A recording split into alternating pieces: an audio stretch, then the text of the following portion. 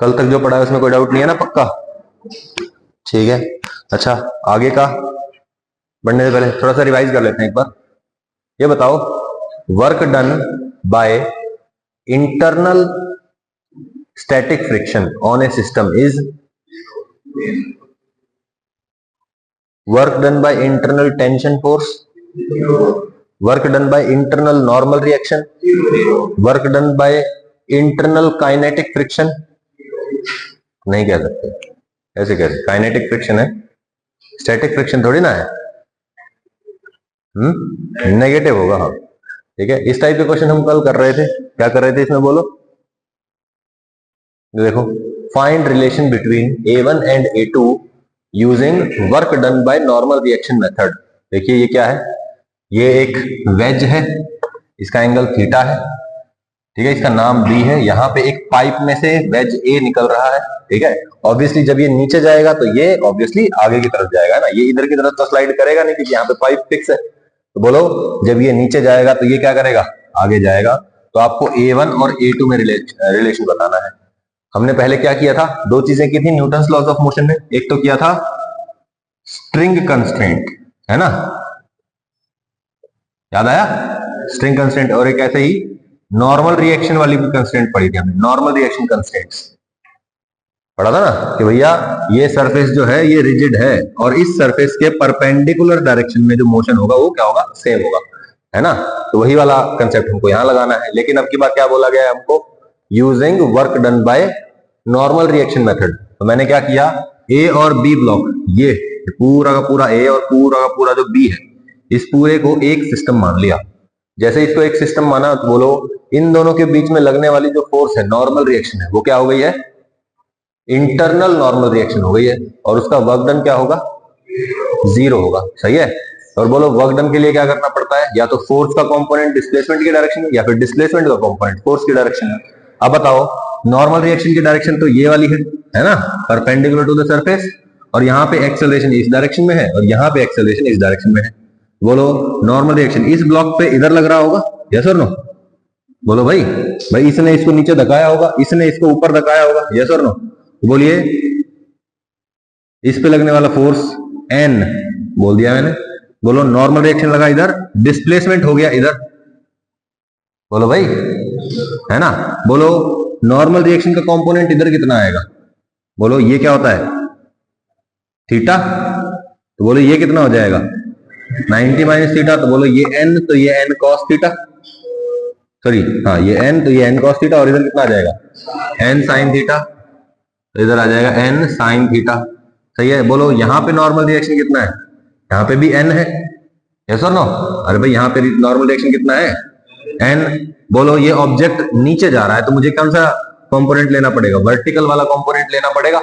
बोलो, normal reaction के दो कंपोनेंट होंगे, एक तो हॉरिजॉन्टल और एक ये वाला वर्टिकल।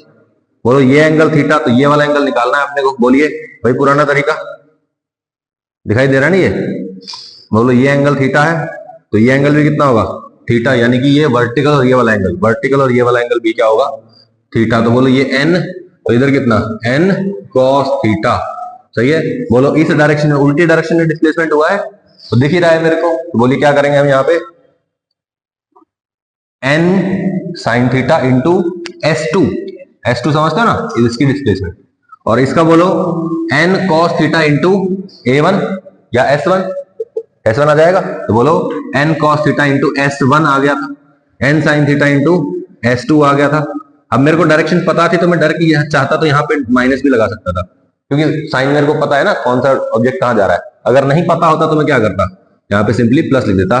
ये नॉर्मल रिएक्शन का वर्क डन है इस ब्लॉक पे, यस और नो?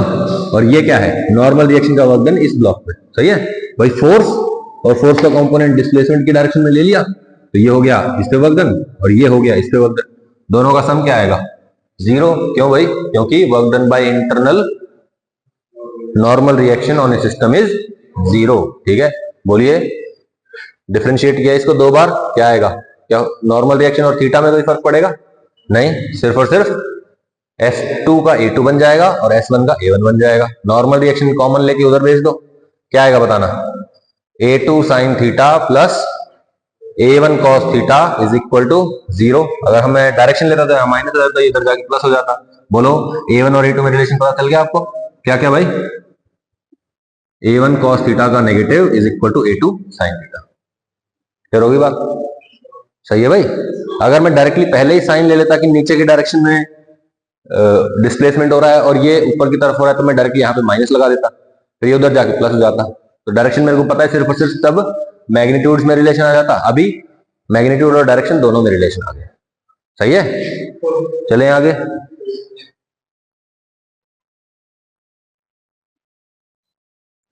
अच्छा, फ्रेम याद है आपको? फ्रेम क्या होते हैं?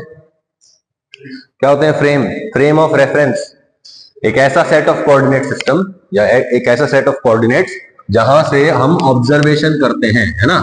जहां ऑब्जर्वर बैठा हुआ है वो क्या है? Frame of reference. वहीं से सब कुछ ऑब्जर्व किया जा रहा है। यस और नो? अच्छा ये बताओ, वेलोसिटी फ्रेम पे डिपेंड करती है या नहीं करती है? वेलोसिटी फ्रेम डिपेंडेंट होती है या नहीं होती है? भाई एक पर्सन है जो बस में बैठा हुआ है, उसको आप दिखाई दे रहे होंगे -50 की स्पीड से, मान लेते हैं, है ना। वो उधर जा रहा है तो आप उसको अपोजिट डायरेक्शन में दिखाई दोगे चलते हुए। यस और नो? अगर मैं यहां खड़ा हूं और मेरे को आप कितने स्पीड पे दिखाई दे रहे हो? रेस्ट पे दिखाई दे रहे हो। आपकी स्पीड कितनी है? 0। लेकिन आपकी स्पीड मेरे रिस्पेक्ट में 0 है, फलाने के रिस्पेक्ट में 50 है। तो बेसिकली क्या है? Velocity is frame dependent. ऐसे ही acceleration is also, displacement is also frame dependent, है ना। फ्रेम पे डिपेंड करता है कि आपकी डिस्प्लेसमेंट क्या है। अब मुझे बताओ, वर्क डन का फॉर्मूला क्या था? Work done integral F dot d s. D s मतलब डिस्प्लेसमेंट, यस और no? Work done is F d s, d s मतलब displacement, d s is frame dependent. बोलो ये फ्रेम डिपेंडेंट है तो ये भी क्या होगा? फ्रेम डिपेंडेंट होगा। मतलब जो ऑब्जर्वर है उसकी पोजीशन चेंज कर दी हमने, तो वर्क डन भी चेंज हो सकता है। अब इमेजिन करिए, आप सोच के देखना, आप बस में बैठे हैं, मान लीजिए हम सब बस में बैठे हैं, ठीक है। मैं भी यहां बैठा हूं फ्रंट बेंच पे, ठीक है। मैं क्या कर रहा हूं? इस बेंच को धक्का मार रहा हूं, धक्का मार रहा हूं मैं, ठीक है। आपने क्या देखा? मैंने फोर्स लगाया, ठीक है। आपने क्या देखा? मैंने फोर्स लगाया, बेंच चला। आपके रेस्पेक्ट में बेंच की कोई डिस्प्लेसमेंट हुई क्या? नहीं, बेंच तो यही है। ऐसे समझ लो बस में बैठ के मैं अगले वाली सीट को धक्का ऐसे मार रहा हूं, फोर्स लगा रहा हूं उस पर, तो बोलो क्या कोई वर्क डन होगा? नहीं। क्यों? क्योंकि आपके रेस्पेक्ट में कोई डिस्प्लेसमेंट ही नहीं हुआ। जब डिस्प्लेसमेंट 0 है तो वर्क डन भी 0 है। अब इमेजिन करिए ग्राउंड पे कोई बंदा खड़ा है, उसको क्या दिखाई दे रहा है? इसने सीट को धक्का मारा, है ना। सीट को धक्का मारा और सीट डिस्प्लेस भी कर गई, है ना। सीट डिस्प्लेस कर रही है ना भाई, क्योंकि उसमें स्पीड है कुछ ना कुछ बस की। तो जितना ज्यादा बस की स्पीड होगी उतना ही ज्यादा सीट की भी स्पीड होगी, उतना ही ज्यादा उसका उस हिसाब से डिस्प्लेसमेंट होगा। तो बोलो जो ग्राउंड पे खड़ा उसको क्या दिखाई देगा? कि वर्क हुआ है ना। तो फ्रेम पे डिपेंड करता है क्या? डिस्प्लेसमेंट क्या है। और डिस्प्लेसमेंट अगर फ्रेम पे डिपेंड करता है तो वर्क भी फ्रेम पे डिपेंड करता है। कोई भी दिक्कत है इस बात में? क्लियर है? अब यही बात मेरे को रिपीट करके कौन बताना चाहता है? तब बताएगा, शाबाश बताओ। ठीक है, कैसे? एग्जाम्पल और कोई दे दो, और कोई एग्जाम्पल सोच पा रहे हो?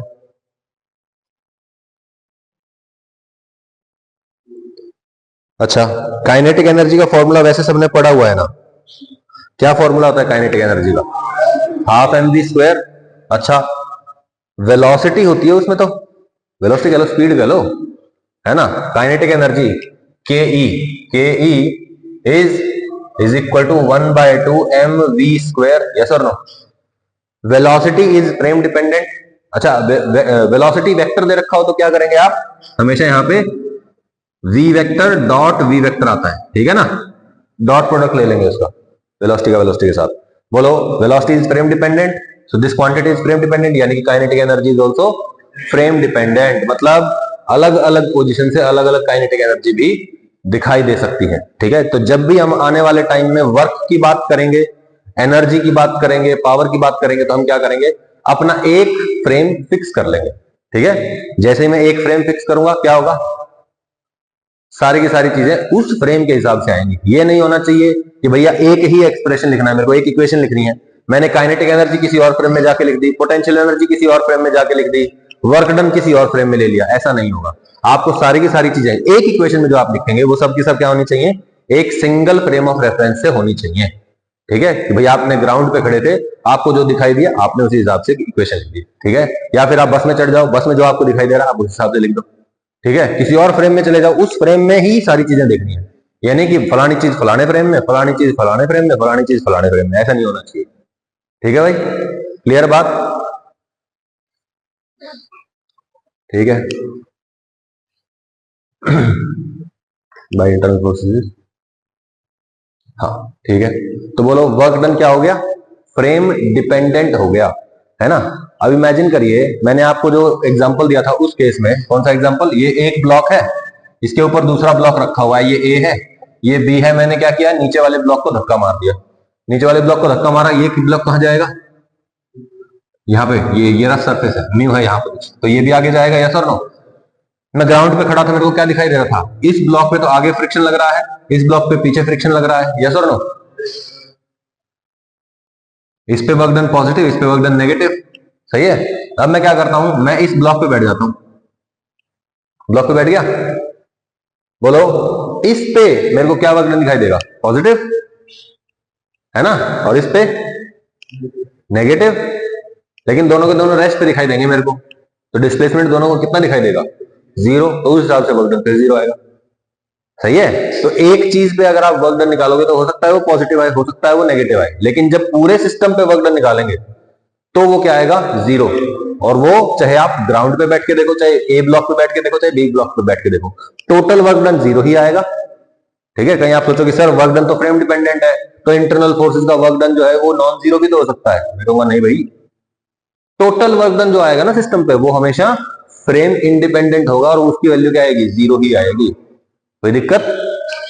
रिपीट करो इस बात को, work done by internal forces, जो 3 इंटरनल फोर्स बताई है, स्टैटिक फ्रिक्शन, नॉर्मल रिएक्शन और टेंशन, क्या होगा, 0 होगा, और वो 0 क्या है, total work done on the system is 0।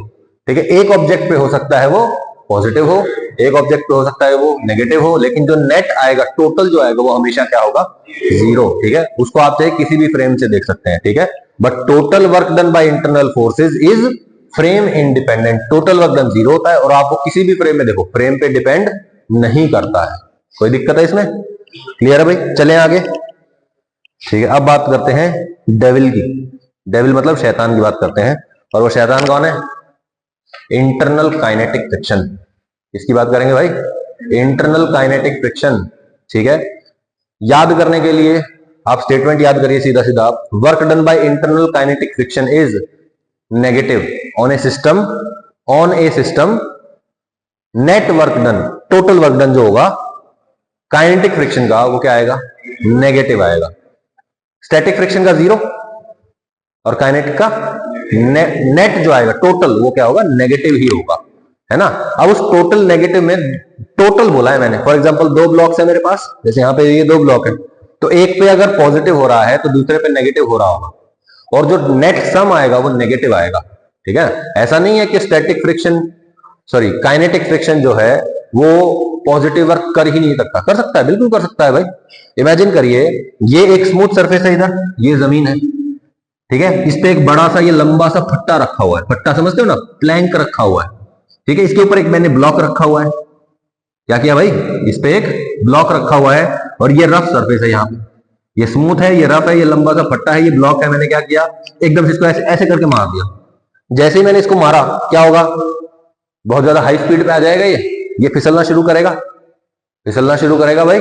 बोलो जब ये फिसलना शुरू करेगा तो ये सरकते सरकते सरकते आगे चला जाएगा, बोलो भाई, इसकी टेंडेंसी आगे जाने की है, तो बोलो इस पे फ्रिक्शन कहां लगेगा, पीछे की तरफ लगेगा, फ्रिक्शन है, ये है एक्शन, रिएक्शन क्या होगा, इस पे लगेगा, कौन सी डायरेक्शन में, आगे की डायरेक्शन में, इस पे फ्रिक्शन लगेगा।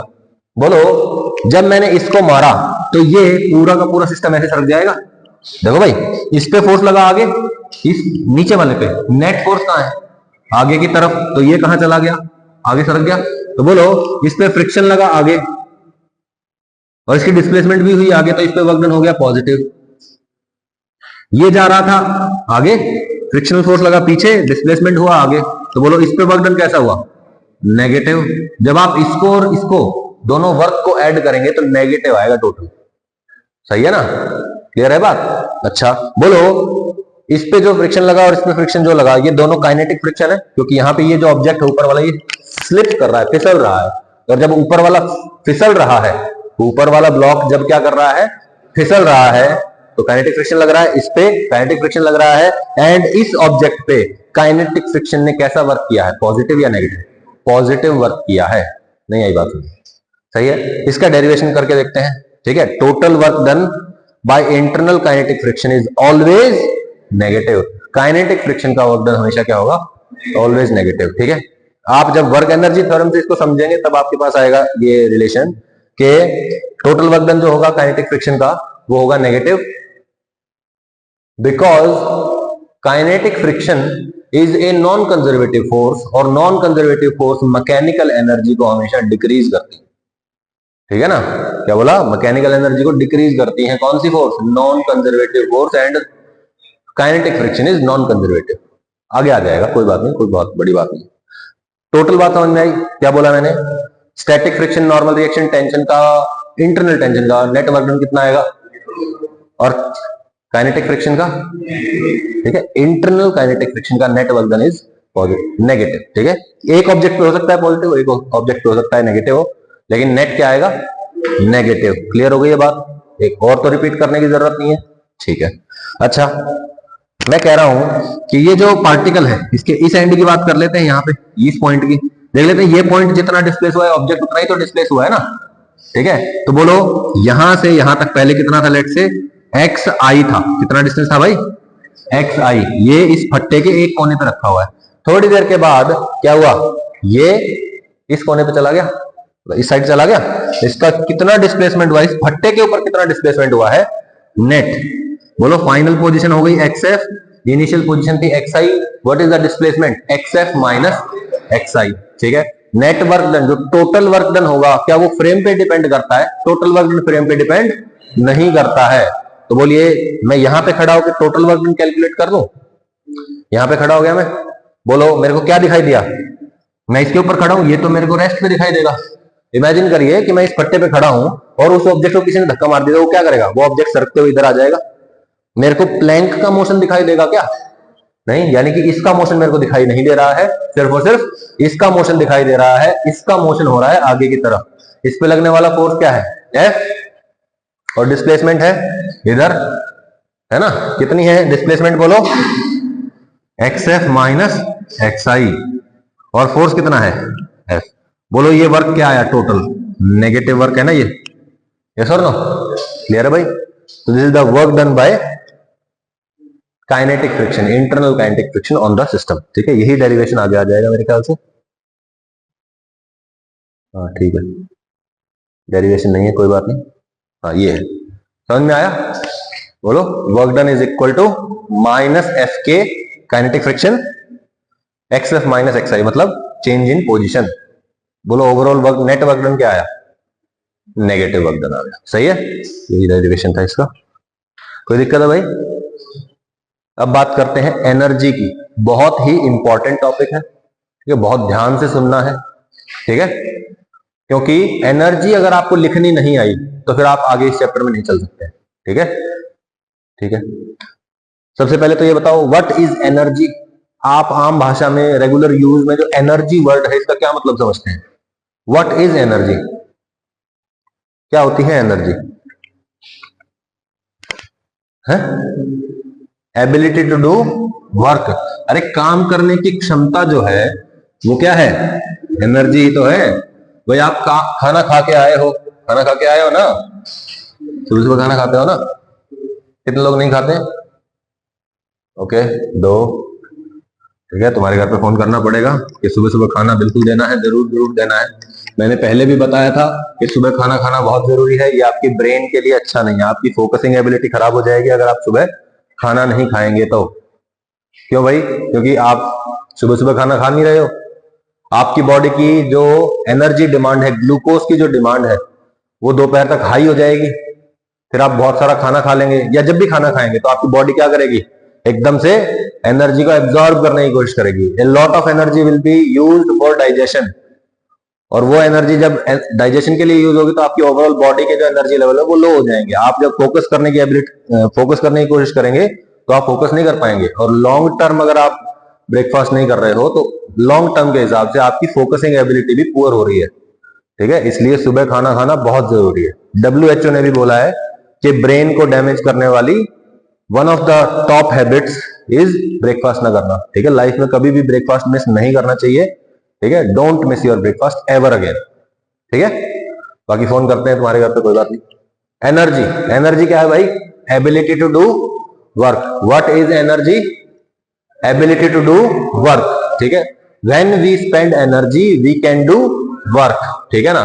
टाइप्स ऑफ मैकेनिकल एनर्जी, सबसे पहले पढ़ेंगे क्या मैकेनिकल एनर्जी क्या। ठीक है, मैकेनिकल एनर्जी होती है दो टाइप की। क्या क्या भाई? काइनेटिक एनर्जी और एक पोटेंशियल एनर्जी। आपको पता है काइनेटिक एनर्जी क्या होती है? जब कोई ऑब्जेक्ट चल रहा है ना, जब कोई ऑब्जेक्ट चल रहा है तो उसके अंदर क्या है? एक एनर्जी स्टोर्ड है ना। और जब ये ऑब्जेक्ट किसी दूसरी चीज से टकराएगा, है ना, या कांटेक्ट में आएगा, तो ये क्या कर सकता है? अपनी एनर्जी उसको दे देगा और क्या कर सकता है? बेसिकली किसी चीज को डिस्प्लेस कर सकता है ना। तो मैं कहूंगा कि इसके पास जो एनर्जी थी इसका इस्तेमाल करके इसने क्या किया है? वर्क कर दिया है। समझ में आया ना। मान लो कोई ऑब्जेक्ट चल रहा है, वो जाके दूसरी चीज से टकरा गया, क्या होगा? वो दूसरा वाला ऑब्जेक्ट थोड़ा खिसक जाएगा। यस और नो? कैसे खिसक गया भाई वो? क्योंकि जो पहले ऑब्जेक्ट चल रहा था उसके पास क्या है? एनर्जी है। कौन सी एनर्जी है? Kinetic energy.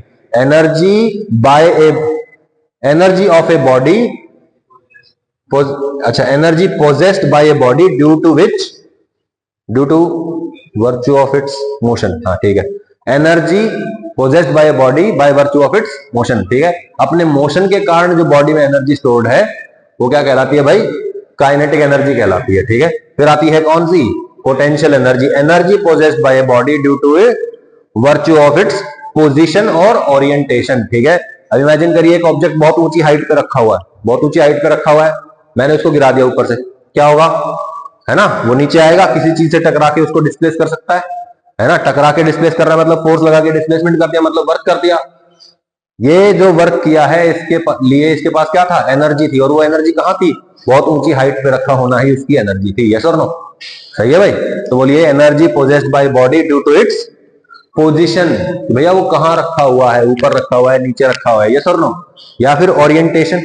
ठीक है, जैसे कोई ऑब्जेक्ट है, ऑब्जेक्ट कह रहा हूं या मैं कहूं स्प्रिंग है। ठीक है, स्प्रिंग को मैंने दबा दिया तो उसकी ओरिएंटेशन चेंज हो गई। अब वो दबा हुआ है तो क्या कर सकता है? अपने दोनों एंड्स पे फोर्स लगा के किसी चीज को डिस्प्लेस कर सकता है, यानी कि वो क्या कर सकता है? वर्क कर सकता है। तो हम कहेंगे कि पोटेंशियल एनर्जी क्या है? एनर्जी बाय पोजीशन और ओरिएंटेशन। ठीक है, पोटेंशियल एनर्जी भी दो तीन तरह की होती है।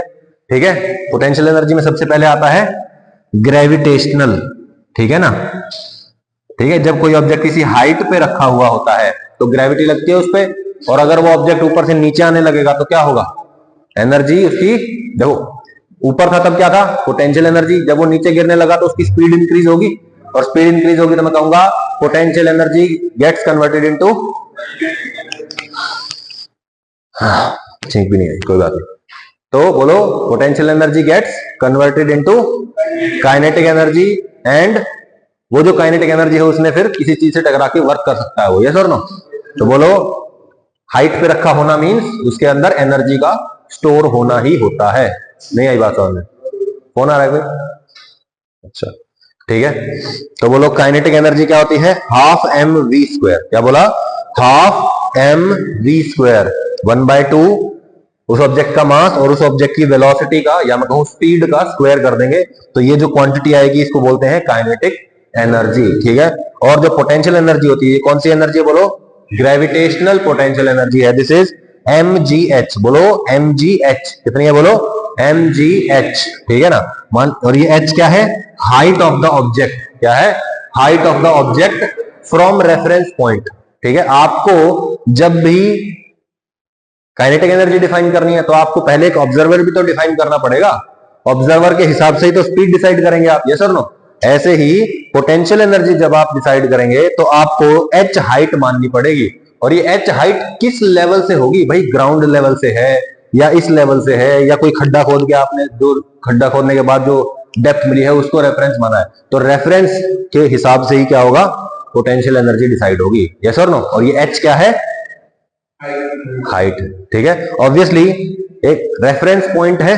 ठीक है, हमने माना कि ये रेफरेंस पॉइंट है, इस लेवल पे जितने भी ऑब्जेक्ट रखे हुए इन सब की एनर्जी क्या है, जीरो मान लिया हमने। रेफरेंस पॉइंट पे क्या मान लिया है, जीरो। अगर इससे ऊपर है तो ऑब्वियसली इससे ज्यादा एनर्जी है उसमें, इस लेवल से ऊपर रखा हुआ है तो उसमें एनर्जी क्या है, ज्यादा। तो हम बोलेंगे जीरो से ज्यादा एनर्जी मतलब पॉजिटिव एनर्जी। यस और नो। और इस ऑब्जेक्ट से अगर कोई नीचे रखा हुआ है, इस ऑब्जेक्ट इस लेवल से कोई नीचे रखा हुआ है, तो हम बोलेंगे उसकी एनर्जी क्या है, नेगेटिव है, क्योंकि रेफरेंस से भी कम एनर्जी है इसके पास। यस और नो। बोलिए हम क्या बोलेंगे, उस केस में पोटेंशियल एनर्जी हो जाएगी नेगेटिव। तो बोलो potential energy can be positive, negative और जीरो।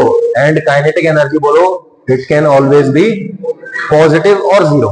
ठीक है ना, जीरो भी तो हो सकती है, स्पीड जीरो है तो ये जीरो हो जाएगा, अदरवाइज क्या रहेगा, हर एक चीज यहाँ पे पॉजिटिव, 1/2 पॉजिटिव है, एम पॉजिटिव है, और स्पीड का स्क्वायर हो जाएगा तो वो भी क्या हो जाएगा, पॉजिटिव होगा। सही है ना, कोई दिक्कत है भाई इसमें, पक्का।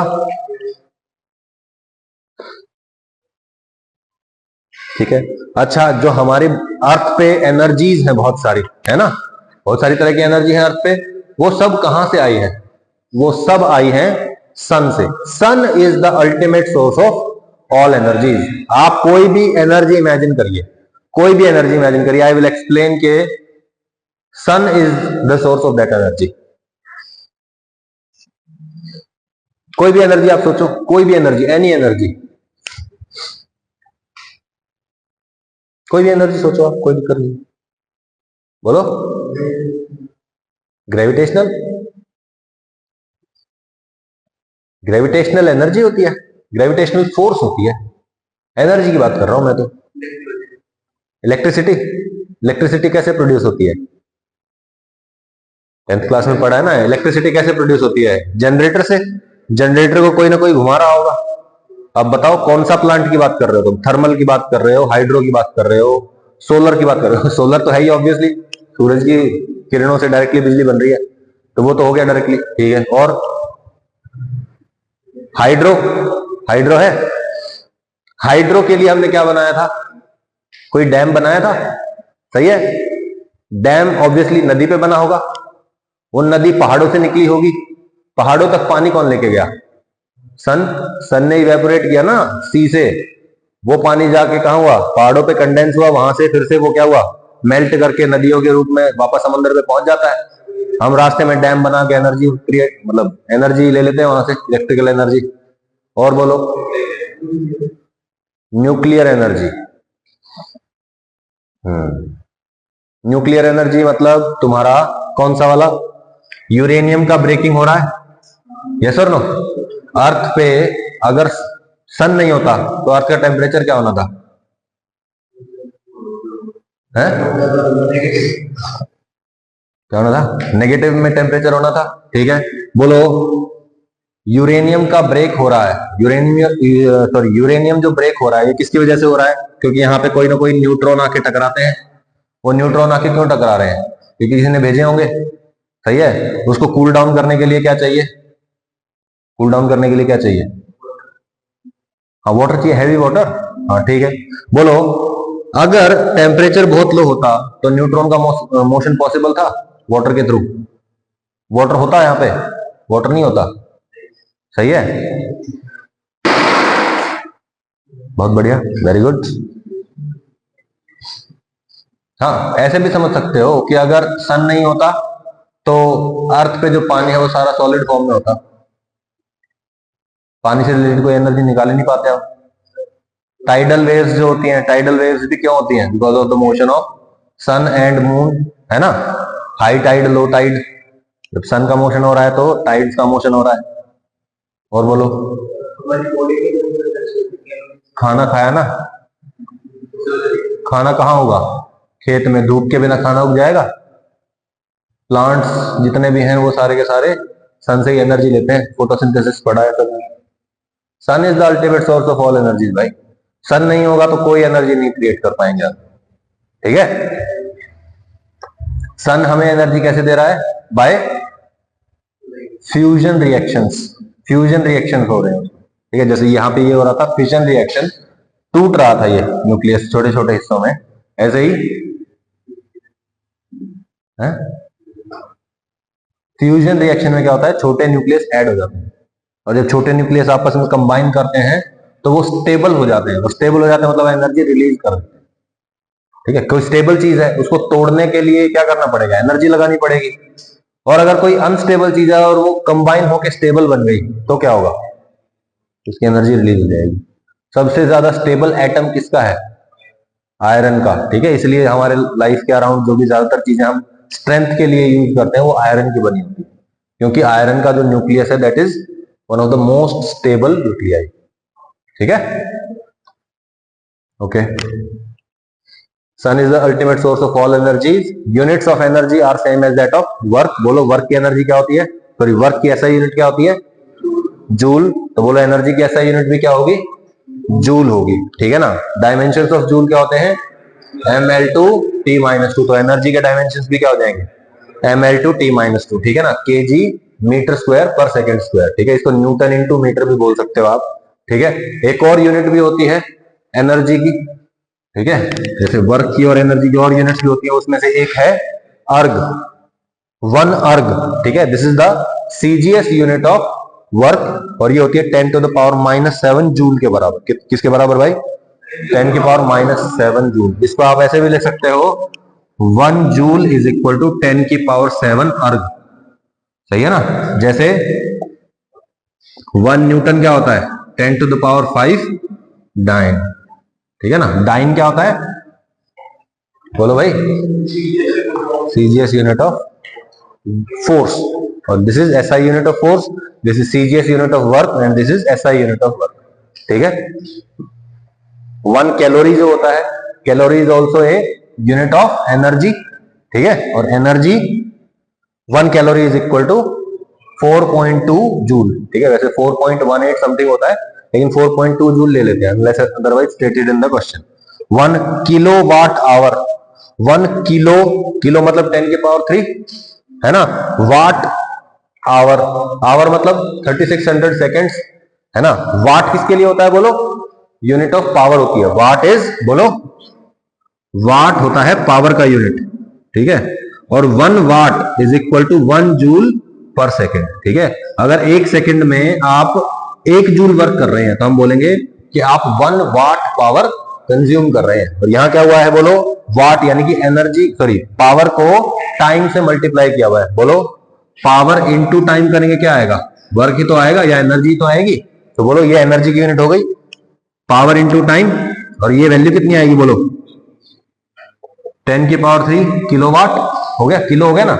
और वाट मतलब 1 joule per second into our कर दिया, आवर मतलब 3600 सेकेंड्स कर दिया, सेकेंड से सेकेंड कट जाएगा, बोलो कितना बचेगा, जूल बचेगा। तो बोलो कितना आ गया, 10⁻², 10⁻3, एक पॉइंट इधर लगाओ, 10⁻6। तो बोलो 3.6 इंटू 10⁻6 जूल होता है 1 किलोवाट आवर। जो हमारे घरों में बिजली की यूनिट आती है दैट इज 1 किलोवाट आवर। ठीक है ना, 1 किलोवाट आवर क्या होता है भाई, इट इज द,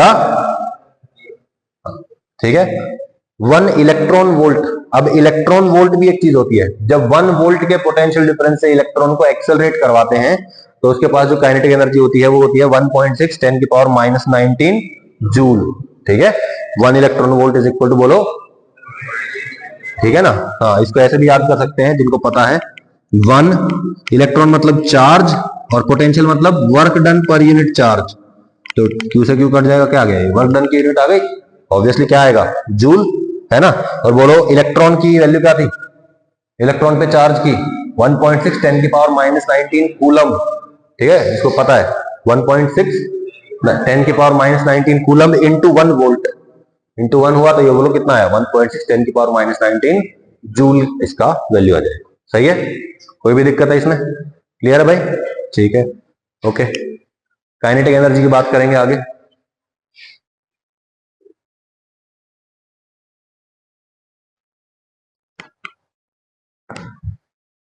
ठीक है, kinetic energy is equal to, बोलो, हाफ एम वी स्क्वायर। क्या आएगा बोलो, half M V square.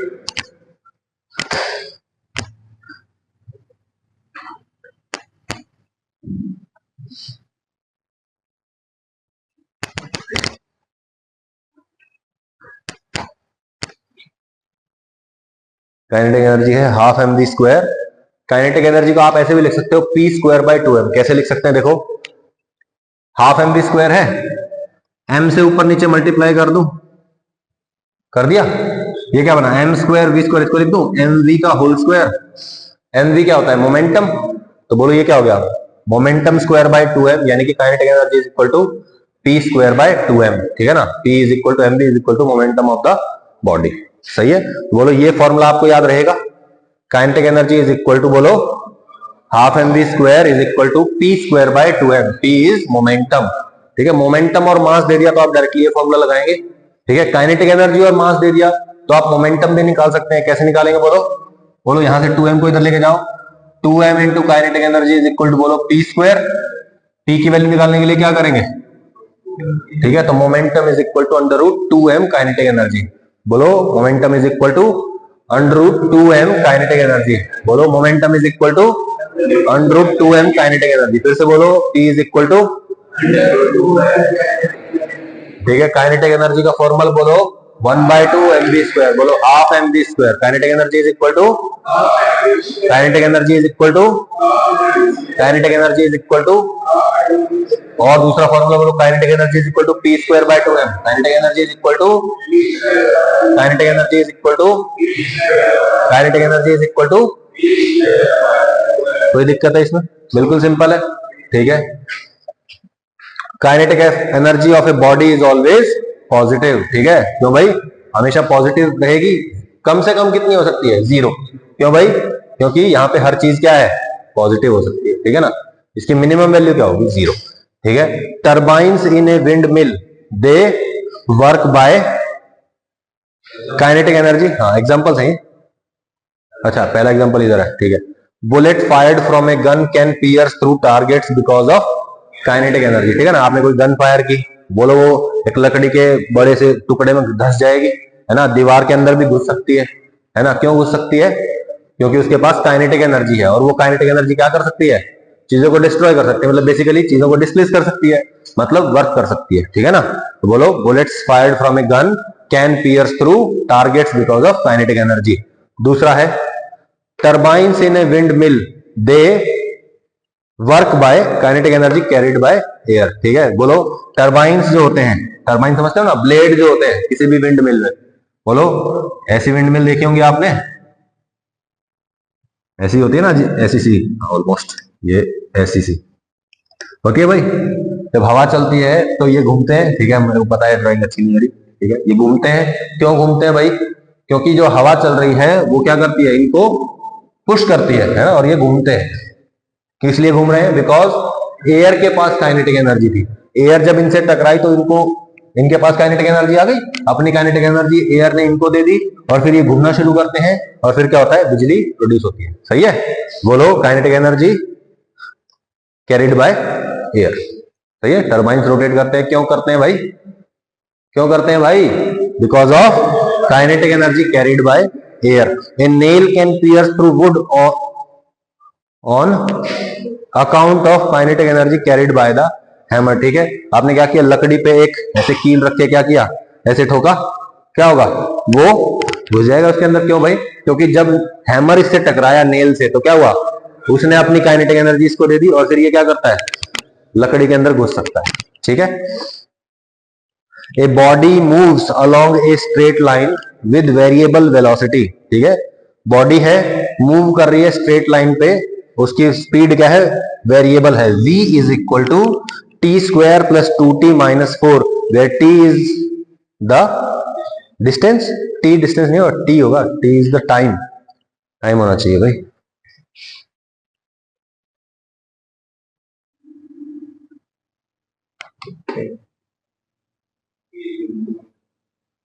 t, अच्छा t टाइम दे रखा है, और मास 2 kg है, ठीक है, कोई बात नहीं। तो क्या हुआ, क्या था बताओ, 2, क्या था answer, 2t square minus T square plus 2t minus 4, ये क्या है, वेलोसिटी, और t is equal to distance. तो आप इसको सिंप्लीफाई करने के लिए क्या लिख सकते हो, बोलो v is equal to X square plus 2x minus 4। सही है, जैसे जैसे पोजीशन चेंज होगी वेलोसिटी भी चेंज हो रही है पार्टिकल, ठीक है ना।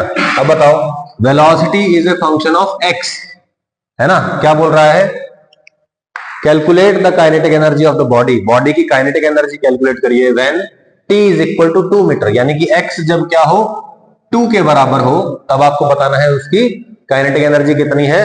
मास दे दिया आपको 2 किलोग्राम। बोलो काइनेटिक एनर्जी का फॉर्मूला क्या होता है, हाफ एम वी स्क्वायर। बोलो 1/2 पता है, मास पता है, वेलोसिटी का स्क्वायर निकालना है। बोलो वेलोसिटी का फॉर्मूला क्या है, x square plus 2x minus 4। X की वैल्यू जब कितनी होती है 2 मीटर होती है, तब वेलोसिटी की वैल्यू क्या होती है, बोलो इस फॉर्मूले में पुट करो। बोलो v is equal to 2 square plus 2 into 2 minus 4। बोलो ये तो जीरो हो गया, कितना आ गया 4। बोलो v इज इक्वल टू कितना आया 4। हमें क्या चाहिए v स्क्वायर, तो बोलो 1/2 इंटू मास कितना है 2 kg, वेलोसिटी कितनी है 4, तो 4 का स्क्वायर, ये कट जाएगा, कितना आ गया 16। इसका आंसर आ जाएगा 16 जूल एनर्जी है उसके पास। नहीं आई बात समझ, क्लियर है। सर दर्द हो रहा है क्या अंजू, ठीक है, ठीक है। The momentum of a 3 kg body depends on the position as हैजनी एज, ठीक है। Momentum of a 3 kg body depends on the position as p is equal to 2x square plus 7x minus 1. Find the kinetic energy of the body at x equal to 4. बोलो momentum दे दिया, मास दे दिया, kinetic energy पूछ ली। Kinetic energy momentum और मास में relation क्या था, p square by 2m, है ना। मास पता है, 2 पता है, p चाहिए कब कब चाहिए, x इक्वल टू 4 पे। तो बोलो x को 4 रख दो यहाँ पे, p की वैल्यू आ जाएगी, सही है। तो बोलो क्या आएगा, p is equal to 2 into बोलो 4 square plus 7 into 4 minus 1, 28 minus 1 27, और ये हो जाएगा 32 प्लस 27 हो गया 59, आ गया आंसर। तो 59 का square divide by 2 into mass, ठीक, सही है, आ जाएगी value. Potential energy, potential energy की बात करते हैं, क्या होती है पोटेंशियल एनर्जी, डेफिनेशन याद है किसी को, डेफिनेशन अभी अभी बताई थी, मैं बता हाँ तुम बताओ। एनर्जी, हाँ, energy possessed by a body by virtue of its position और ओरिएंटेशन। किसकी वजह से है भाई, पोजीशन या ओरिएंटेशन की वजह से। अगर मैं ग्राउंड को रेफरेंस लेवल मान लूं, क्या बोला मैंने, ग्राउंड को रेफरेंस लेवल मान लूं, तो बताओ 5 मीटर पे रखी हुई बॉडी में ज्यादा एनर्जी होगी या 10 मीटर पे रखी हुई बॉडी में ज्यादा एनर्जी होगी, 10 मीटर पे रखी हुई बॉडी में ज्यादा एनर्जी होगी ना, 10 मीटर हाइट पे। बोलो भाई, अच्छा ये बताओ कि अगर एक ऑब्जेक्ट है मेरे पास, मैंने कह दिया वो ग्राउंड लेवल से 5 मीटर ऊपर है, मास वास कुछ नहीं दे रखा, ग्रेविटी नहीं दे रखी, एक ऑब्जेक्ट है वो ग्रेविटी के इन्फ्लुएंस में, या मैं कहूं ग्रेविटेशनल पोटेंशियल एनर्जी है उसकी 5 जूल, वो रखा हुआ है 5 मीटर हाइट पे, ठीक है। तो बोलो 10 मीटर हाइट पे रखे हुए ऑब्जेक्ट में कितनी एनर्जी होगी,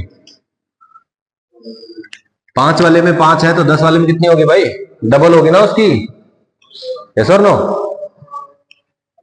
ऐसे भी तो किया था हमने, potential energy is equal to mgh, potential energy is directly proportional to height. अगर हाइट डबल हो गई तो पोटेंशियल एनर्जी भी डबल हो जाएगी, ठीक है। अगर मान लो यहाँ पे हाइपोथेटिकली अगर यहाँ पे h स्क्वायर होता तो पोटेंशियल एनर्जी h स्क्वायर के प्रोपोर्शनल होती, तो हाइट डबल करने में पोटेंशियल एनर्जी 4 टाइम्स हो जाती, यस और नो। कोई दिक्कत है भाई, ठीक है। तो बोलो पोटेंशियल एनर्जी का फॉर्मूला पता है आपको क्या, mgh, where h is the distance from reference point, reference point से डिस्टेंस कितना है उसका, h है ना, vertical distance. Example, if reference point is at ground, ठीक है, मान लीजिए कि जो रेफरेंस पॉइंट है वो ग्राउंड पे है, the potential energy of object placed at ground is 0, ठीक है। जमीन है रेफरेंस लेवल और वहीं पे मैंने क्या किया, एक ऑब्जेक्ट को रख दिया, तो बताइए उसका पोटेंशियल एनर्जी कितना होगा, 0 होगा। क्यों भाई, क्योंकि रेफरेंस लेवल से उसकी हाइट कितनी है, 0 है। तो बोलो अगर हाइट 0 है तो बोलो पोटेंशियल एनर्जी कितनी होगी, 0 ही होगी। And the ground and above ground is positive, अगर ग्राउंड से ऊपर कोई ऑब्जेक्ट रखा हुआ तो उसकी पोटेंशियल एनर्जी कैसी होगी, पॉजिटिव। ग्राउंड पे 0, ग्राउंड से ऊपर, ग्राउंड के नीचे, ठीक है ना, and below the ground the energy will be negative, ठीक है। If the reference point is at a higher level then the potential energy of the object placed on the ground is negative. मान लीजिए कि मैंने इस level पे reference point मान लिया, तो ग्राउंड पे जो रखा हुआ है ऑब्जेक्ट उसकी एनर्जी कैसी होगी? नेगेटिव एनर्जी मानी जाएगी उसकी। ठीक है, ये फोटो बने हुए हैं आगे।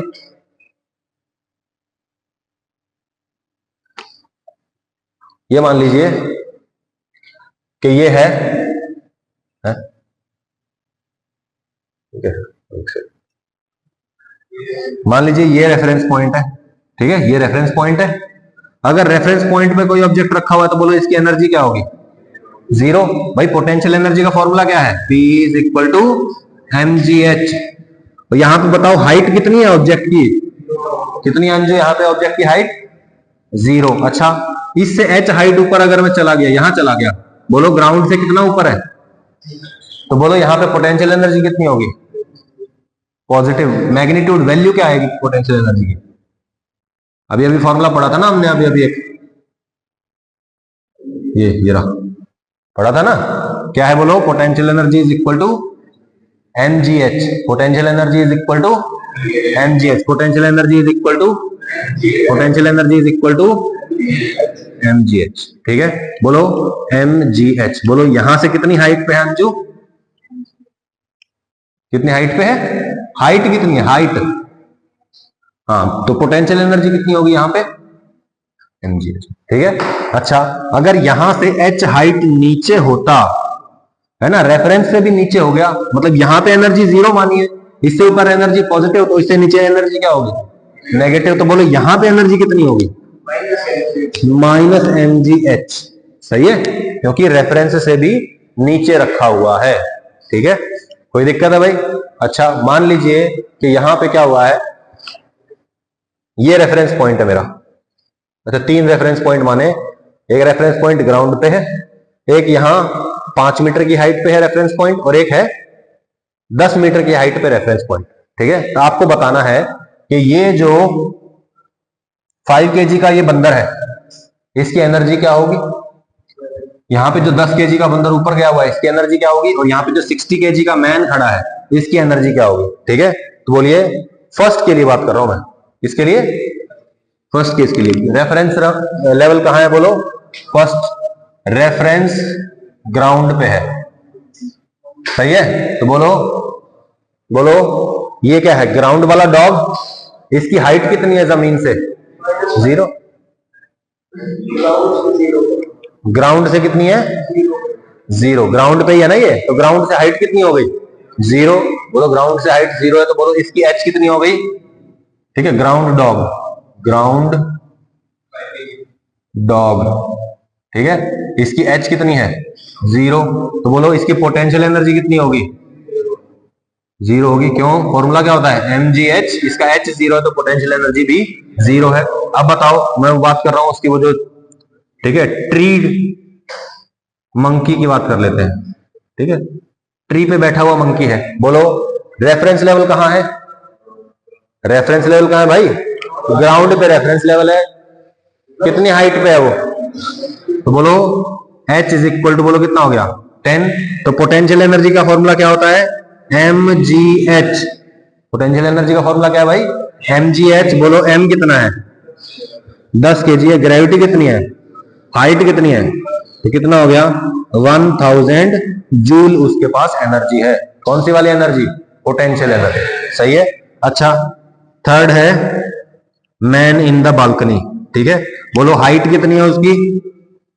10 मीटर है। बोलो पोटेंशियल एनर्जी का फॉर्मूला बोलिए, mgh। बोलो मास कितना है? ग्रेविटी, हाइट कितना आ गया? 6000। कोई दिक्कत है भाई इसमें? तो 6000 जूल उसके पास एनर्जी है। कोई दिक्कत है इसमें? ठीक है, अब मैं आप लोगों से करवाऊंगा एक दो क्वेश्चन। सेकंड पॉइंट है, ठीक है, reference is 5 metre height. Reference कहां है? 5 मीटर हाइट पे है, यहां पे है रेफरेंस पॉइंट। अब ठीक है, अब कौन करेगा सॉल्व? सॉल्व कौन करेगा? बोर्ड पे आगे करना पड़ेगा। चलो 2 पॉइंट लिख दो। चलो आओ, 1 पॉइंट लिखोगे तुम। आओ लिखो, ये लो मार्कर। जो तुमको मिटाना है वो मिटा देना। ठीक है, सब कुछ मत मिटाना, सिर्फ वैल्यूज ही तो मिटानी है। हाँ मिटाओ। ग्राउंड पे जो डॉग है उसके लिए बात करते हैं। ग्राउंड डॉग की हाइट कितनी है? बोलो मत, पीछे से नहीं बोलेगा कोई भी इधर। ठीक है, बातें नहीं करनी है। हाँ ठीक है, फॉर्मूला भी लिखोगे पोटेंशियल एनर्जी का, mgh। हल्के हाथ से लिखना होता है, फाड़ना नहीं है मार्कर, हल्के हाथ से बिल्कुल। बोलो m कितना है? 5। ठीक है, कितना हो गया? थोड़ा बड़ा बड़ा भी लिख सकते हो। कितने लोग कहते हैं कि ये सही है? पूरी क्लास में कोई भी नहीं कह रहा कि सही है। अब बताओ कितने लोग कह रहे हैं सही है? सबने कह दिया कि सही है। ठीक है, हाँ ठीक है, जाओ बैठ जाओ, शाबाश। ओके जतिन, ट्री मंकी के बारे में बात करेंगे। ये लो, जो मिटाना है डाटा वो मिटा देना। थोड़ा इधर होके करो ना, मेरे को भी दिख जाएगा। हाँ हाँ, एच कहाँ है? एच एच, हाँ तो एच भी लिखो ना इसका, एच ऊपर भी लिखा हुआ है एच। ठीक है, ठीक है।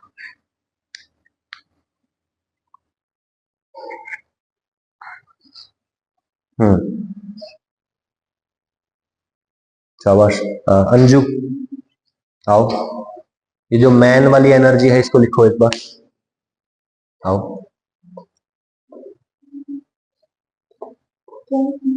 मैन की जो पोटेंशियल एनर्जी है, मैन की पोटेंशियल एनर्जी, मैन की हाइट कितनी है रेफरेंस लेवल से? अब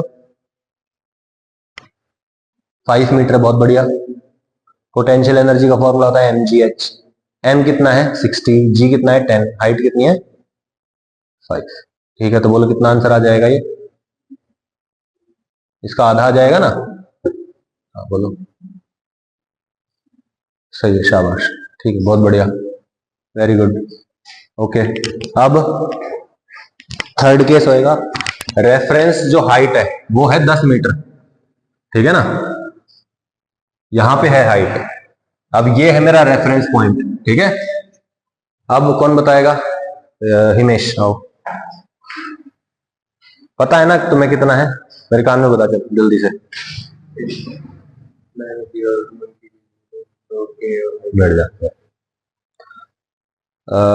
निशांत आओ, बोर्ड पे करो, चेक करो इसको, शाबाश, बैठ जाओ। सिर्फ एक की लिखनी है, किसकी लिखेगा बता?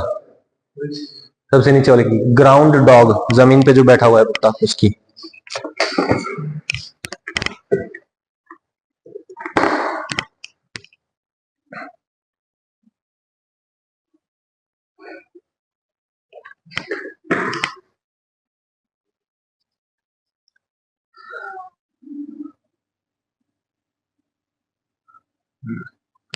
अपना है क्या क्या क्या, ये क्या किया है? अच्छा हाँ, ठीक है ठीक है, जाओ। ठीक है, शाबाश। हाँ, ट्री मंकी के लिए लिखेगा देवांश, आजा भाई।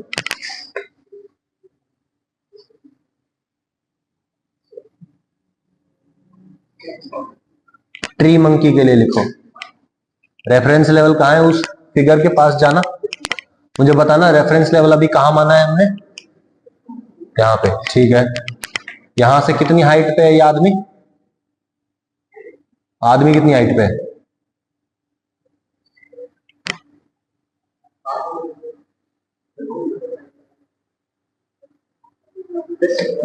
है? अच्छा, रेफरेंस पॉइंट जो है उससे वो 10 मीटर की हाइट पे है, यही कह रहे हो ना? रेफरेंस पॉइंट से वो आदमी कितनी हाइट पे है? 10 की हाइट पे। शाबाश, बैठ जाओ बैठ जाओ बैठ जाओ। इमेज करना इसको, कहाँ है रेफरेंस लेवल? एक बार इसको बताओ, देवांश को बताओ, रेफरेंस लेवल कहाँ है फिगर में बताना। मैन वहीं पे खड़ा है, तो उसकी हाइट कितनी हो गई? 10 मीटर हो गई। वहीं पे तो है वो, जहां रेफरेंस लेवल है वहीं पे है वो, तो उसकी हाइट 10 मीटर कैसे हो गई? वीडियो एडिट करनी पड़ेगी अब मेरे को। हाँ 0, हाँ तो डबल 0। अच्छा मैन का लिखो। हाँ ठीक है, कितना आंसर आ जाएगा? 000। ठीक है, बहुत बढ़िया शाबाश, समझ में आया? हाँ ठीक है। अच्छा ये बात ध्यान रहनी चाहिए, सबसे पहले रेफरेंस लेवल देखना है। उस रेफरेंस लेवल से जितना ऊपर है, h हाइट ऊपर है तो प्लस mgh, उससे h हाइट नीचे है तो माइनस mgh, और उसी लेवल पे है तो 0। समझ में आया ना? तो क्लियर हो गई ये बात? ठीक है। Potential energy is of 2 types. ठीक है, पहली पोटेंशियल एनर्जी है ग्रेविटेशनल पोटेंशियल एनर्जी। क्या कौन सी है भाई? Gravitational potential energy. And the energy possessed by a body due to its height is potential energy and the magnitude of potential energy is mgh। कितना है भाई? mgh। ठीक है ना? और आगे आती है फिर सेकंड नंबर पे इलास्टिक पोटेंशियल एनर्जी। कौन सी है भाई? Elastic potential energy. ये होती है स्प्रिंग के पास। किसके पास? स्प्रिंग के पास। क्योंकि स्प्रिंग क्या होता है? एक इलास्टिक चीज होती है ना, तो जब उसको कंप्रेस करेंगे तो उसके पास कैसी एनर्जी आ जाएगी? इलास्टिक पोटेंशियल एनर्जी आ जाएगी। कैसी आ जाएगी भाई? Elastic potential energy. आप मुझे ये बताइए, आपने कभी स्प्रिंग दबाया है लाइफ में? कभी ना कभी किसी न किसी स्प्रिंग को तो दबाया ही होगा, ये सर नो? अच्छा अब बताओ, अगर आपने स्प्रिंग को दबाया तो क्या करता है वो? वापस आपको ढकाने की कोशिश करता है। मतलब जब स्प्रिंग दब जाता है तो उसके पास क्या आ जाती है? एनर्जी आ जाती है। क्या आ जाती है उसके पास? एनर्जी आ जाती है, elastic potential energy. This is due to the orientation of the object. ठीक है, किसी भी ऑब्जेक्ट की ओरिएंटेशन की वजह से। जैसे आपने रबर खींच दी तो क्या करेगी? वापस अपनी शेप में आने की कोशिश करेगी, है ना? तो उसके पास भी क्या है? इलास्टिक पोटेंशियल एनर्जी है। ठीक है, for a spring elastic potential energy is equal to half K X square. बोलिए, हाफ के एक्स स्क्वायर। बोलो, स्प्रिंग की फोर्स एफ स्प्रिंग कितना होता है? बोलिए, माइनस के एक्स। कितना होता है भाई? माइनस के एक्स। और एनर्जी ऑफ स्प्रिंग ESP बोल देते हैं इसको। ठीक है, एनर्जी ऑफ स्प्रिंग होता है हाफ के एक्स स्क्वायर। कितना होता है भाई? Half K X square. ठीक है, ये magnitude of energy stored in A spring, जिसमें एक्स खिंचाव है या एक्स कंप्रेशन है। ठीक है, किसी भी स्प्रिंग को आप क्या करिए? एक्स दबा दीजिए, या क्या करिए? उसको एक्स खींच लीजिए। दोनों ही केसेस में उसके पास क्या होगी? Half K X square energy stored रहेगी। ठीक है, where X is the displacement from mean position. ठीक है ना? मीन पोजीशन से अगर उसको एक्स खींच दिया या एक्स दबा दिया, मतलब डिस्प्लेस कर दिया बाय एक्स, तो उसके अंदर एनर्जी कितनी आ जाएगी? Half K X square. सही है? कोई दिक्कत है भाई इसमें? ठीक है ना? बोलिए, यहां पे क्या हो रहा है? ये स्प्रिंग था, इसको हमने क्या किया? एक्स खींच दिया, ये वाले को एक्स कंप्रेस कर दिया, तो बोलो दोनों केसेस में एनर्जी कितनी आएगी? Half K X square. कितनी एनर्जी आएगी भाई? ठीक है ना? कोई दिक्कत है भाई? Half K X square energy आएगी।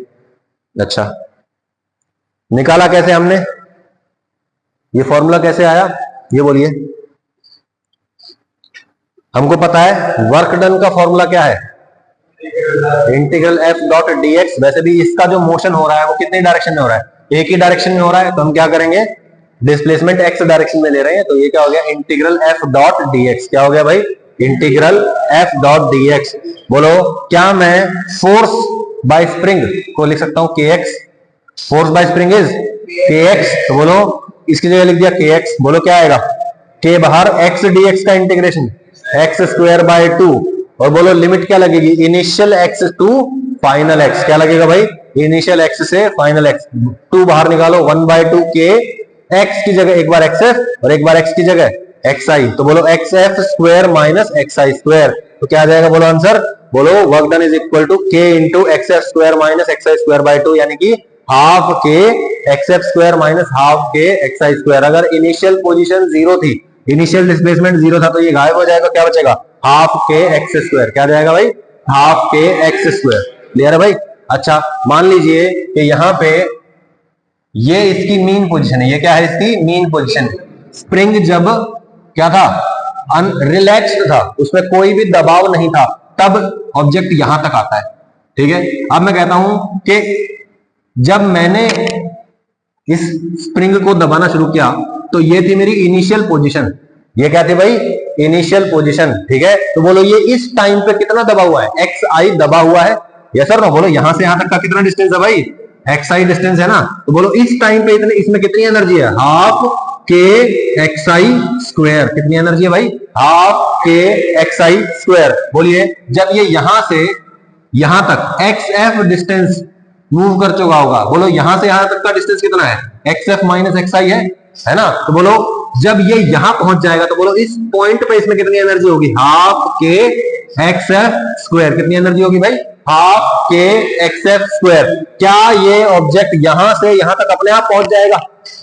क्या करना पड़ेगा? किसी न किसी को ये धक्काना पड़ेगा और कोई इसको धक्का मार के यहां पहुंचाएगा, मतलब किसी न किसी को वर्क करना पड़ेगा। तो बोलो जो उस पर्सन ने इसको यहां से यहां तक लाने के लिए वर्क किया, उसने खुद ने एक एनर्जी स्टोर की होगी, सॉरी एनर्जी खर्च की होगी। वो एनर्जी कहां चली जाएगी? वो एनर्जी इस स्प्रिंग की पोटेंशियल एनर्जी के रूप में स्टोर हो जाएगी। बोलो एनर्जी वेस्ट हो सकती है क्या? वेस्ट हो सकती है, लेकिन डिस्ट्रॉय नहीं हो सकती। जब आपने इस ऑब्जेक्ट को यहां से यहां तक धक्का मार के पहुंचाया, जब इस ऑब्जेक्ट को यहां से यहां तक धक्का मार के पहुंचाया, तो मुझे ये बताओ क्या आपने कुछ वर्क किया? क्या आपने कोई एनर्जी स्पेंड की, खर्च की? बोलो क्या वो एनर्जी डिस्ट्रॉय होगी? नहीं। वो एनर्जी कहां चली गई? वो इस स्प्रिंग में अब स्टोर हो गई है। सही है, तो बोलो initial energy half K X I square थी, final energy half K X F square हो गई। आपने कितना वर्क किया है? Final minus initial. यस और नो? एनर्जी का चेंज ही तो किया है आपने। कितना किया है? Half K X F square minus half K X I square. तो बोलो work done by external agent is half K X F square minus half K X I square. नहीं आई बात समझ में? तो कोई भी स्प्रिंग जब एक्स दबा हुआ है तो उसमें एनर्जी कितनी है? Half K X square. जब कोई स्प्रिंग एक्स खींचा हुआ है तब भी उसमें एनर्जी कितनी है? Half K X I square. ठीक है ना? कोई भी दिक्कत है इसमें? पक्का? चले आगे। ठीक है, टोटल एनर्जी की बात कर लेते हैं।